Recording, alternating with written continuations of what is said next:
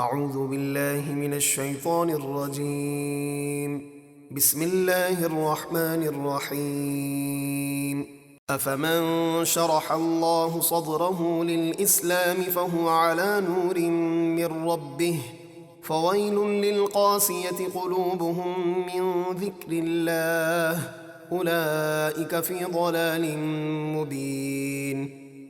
تو کیا وہ شخص جس کا سینہ اللہ نے اسلام کے لیے کھول دیا تو وہ اپنے رب کی طرف سے ہدایت کے نور پر ہے، وہ سنگ دل گمراہ کے برابر ہو سکتا ہے؟ ہرگز نہیں۔ تو ہلاکت ہے ان لوگوں کے لیے جن کے دل اللہ کی یاد کی طرف سے غافل ہو کر سخت ہو گئے، یہی لوگ کھلی گمراہی میں ہیں۔ اللہ نزل احسن الحدیث کتابا متشابہا مثانیہ تقشعر منہ جلود الذین یخشون ربهم ثم تلین جلودهم وقلوبهم الى ذکر اللہ ذلك هدى الله يهدي به من يشاء ومن يضلل الله فما له من هاد۔ اللہ نے سب سے اچھی کتاب نازل فرمائی جو شروع سے آخر تک حسن و خوبی میں ایک جیسی ہے اور بار بار دہرائی جاتی ہے۔ اس سے ان لوگوں کے رونگٹے کھڑے ہو جاتے ہیں جو اپنے رب سے ڈرتے ہیں، پھر ان کی کھالیں اور ان کے دل اللہ کی یاد کی طرف رغبت کرتے ہوئے نرم ہو جاتے ہیں۔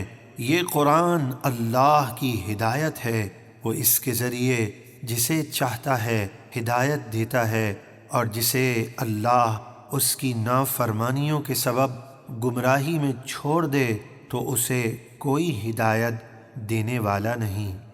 افمن يتقي بوجهه سوء العذاب يوم القيامة وقيل للظالمين ذوقوا ما كنتم تكسبون۔ تو کیا وہ شخص جو قیامت کے دن برے عذاب سے بچنے کے لیے اپنے چہرے کو ڈھال بنائے گا، وہ نجات پانے والے جنتی کی طرح ہو سکتا ہے؟ ہرگز نہیں۔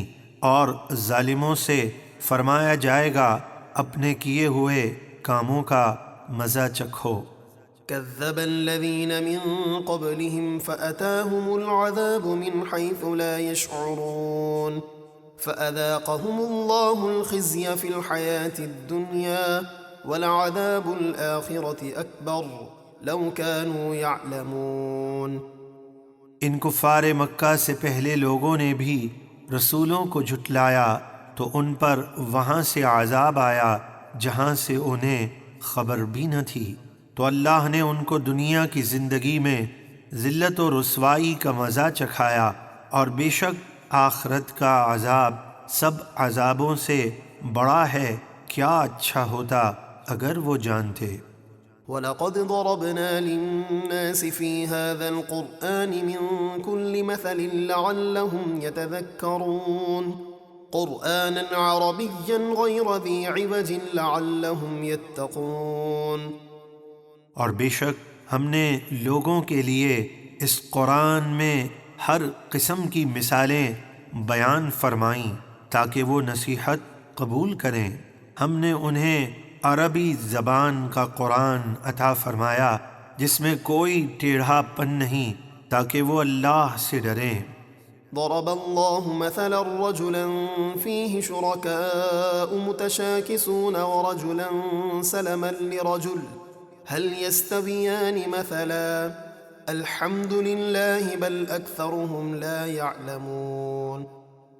اللہ ایک ایسے غلام کی مثال بیان فرماتا ہے جس میں کئی بد اخلاق آپس میں سخت اختلاف رکھنے والے آقا شریک ہیں، اور ایک ایسا غلام ہے جو پورا ایک ہی آدمی کی ملکیت میں ہے۔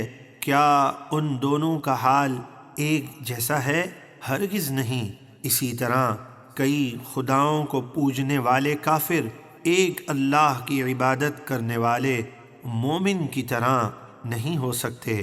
تمام تعریفیں اللہ ہی کے لیے ہیں، بلکہ ان میں اکثر لوگ نہیں جانتے کہ اللہ کے سوا کوئی معبود نہیں۔ إنك ميت وإنهم ميتون۔ اے حبیب، بے شک آپ کو انتقال فرمانا ہے اور ان کافروں کو بھی مرنا ہے۔ اس آیت میں ان کفار کا رد کیا گیا جو سرکار دو عالم صلی اللہ علیہ وآلہ وسلم کی وفات کا انتظار کیا کرتے تھے۔ انہیں فرمایا گیا کہ خود مرنے والے ہو کر دوسرے کی موت کا انتظار کرنا حماقت اور بے وقوفی ہے۔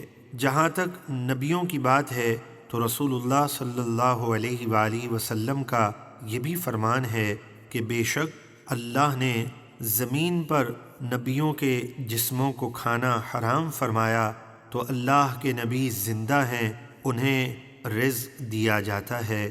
اور دوسرے مقام پر قرآن مجید میں شہید کو بھی زندہ قرار دیا۔ ثم إنكم يوم القيامة عند ربكم تختصمون۔ پھر بے شک تم قیامت کے دن اپنے رب کی بارگاہ میں جھگڑو گے، یعنی انبیاء اپنی کافر امت پر حجت قائم کریں گے کہ ہم نے انہیں تبلیغ کی اور سمجھانے کی بہت کوشش کی مگر یہ نہ مانے، اور کافر بے فائدہ معذرتیں پیش کریں گے۔